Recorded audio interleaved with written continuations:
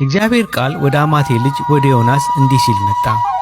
ተነስተህ ወደዚያች ወደ ታላቂቱ ከተማ ወደ ነነዌ ሂድ፣ ክፋታቸውንም ወደፊቴ ወጥቷልና በእርሷ ላይ ስበክ። ዮናስ ግን ከእግዚአብሔር ፊት ወደ ተርሴስ ይኮበልል ዘንድ ተነሳ። ወደ ኢዮጴም ወረደ።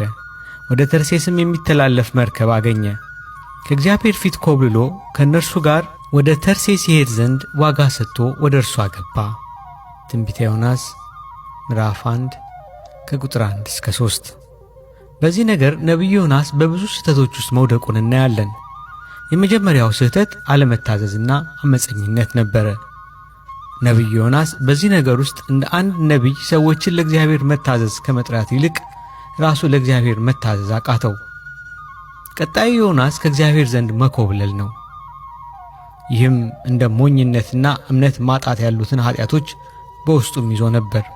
ይህ የሚኮበልለው ነቢይ ሁሉም ቦታ ከሞላው አምላክ ፊት ኮብልሎ የት ሊገባ ነው? የሚገርም ነቢይ። እናንተስ እግዚአብሔርን በምትሸሹበት ጊዜ ሁሉ እንደሚገኝ ታውቃላችሁ። እርሱ በምትቀዝቡት ጀልባና መርከብ ውስጥ አለ፣ መርከቧን በሚሸከመው ውሃ ውስጥም አለ። ስለዚህ ከእግዚአብሔር ለመሸሽ ልትደበቅበት የምትመኘው ስፍራ አለ? ነቢዩ ዳዊት በእርግጥ እንዲህ ሲል ስለ አምላኩ ተናግሮ ነበር። ከመንፈስህ ወዴት እሄዳለሁ? ከፊትህስ ወዴት እሸሻለሁ? ወደ ሰማይ ብወጣ አንተ በዚያ ነህ፣ ወደ ሲኦል ብወርድ እዚያ አለህ። እንደ ንስር የንጋት ክንፍ ብወስድ፣ እስከ ባሕር መጨረሻም ብበር፣ በዚያ እጅህ ትመራኛለች፣ ቀኝህም ትይዘኛለች።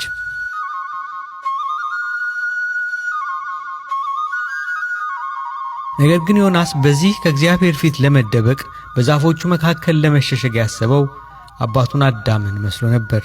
ኃጢአት ምን ያህል የሰውን ብርሃን ለማጥፋት በቀላሉ መረዳት የሚችሉ ነገሮችን እንኳን እንዳናስብ የሚያደርገን መሆኑን ያሳየናል። በኢዮጴም ዮናስ ወደ ተርሴስ የምትሄድ መርከብ አግኝቶ ገንዘብ ከፍሎ ውስጡ አገባ። የሚያስገርም ነው። ለእግዚአብሔር ላለመታዘዝ ኃጢአት ዮናስን ያስከፈለችው የገንዘብና የልፋት ዋጋ። የእግዚአብሔርን ጸጋና በረከትን ግን በነፃ እናገኘዋለን፣ ያውም ከሙሉ ክብርና ሞገስ ጋር። ገንዘብን በማውጣትና በልፋት ራስን ለመጉዳት መኳተን ግን የሚደንቅ ነው። ምናልባት ዮናስ አለመታዘዝን ባሰበበት በዚያ ሰዓትና መርከበኞቹን ለጉዞ በጠየቀበት ሰዓት ገንዘብ ባይኖረው ኖሮ በረከት ይሆንለት ነበር። ምክንያቱም ዮናስ ለመርከቡ ጉዞ ገንዘብ በከፈለበት በዚያች ጊዜ እጥፍ ኪሳራ አጋጥሞታልና። ገንዘቡና መታዘዙን ማለት ንጹሕ ልቦናውን በአንድ ጊዜ አጣ። ይህ ስለ ዮናስ መኮብለልና ለመታዘዝ አጭር ግንዛቤ ሲሆን፣ የእግዚአብሔር ሐሳብ በዚያ ነገር ላይ ምን ነበር? በጣም በሚገርም አኳኋን እግዚአብሔር የዮናስን አለመታዘዝ ለበጎ ነገር ተጠቀመበት። ይኸውም በዮናስ መታዘዝ የነነዌ ሰዎች የሚድኑ ከሆነ እንዲሁ ባለመታዘዙ በኩል ደግሞ መርከበኞቹ ይድናሉ። በዚህ የተነሳ እግዚአብሔር ሰዎችን ለማዳን እንደ መሳሪያ አድርጎ የተጠቀመው ዮናስን መታዘዝና አለመታዘዝን ነበረ። ነገሩ ዮናስን እግዚአብሔር እንዲህ ብሎ የተናገረው ይመስላል።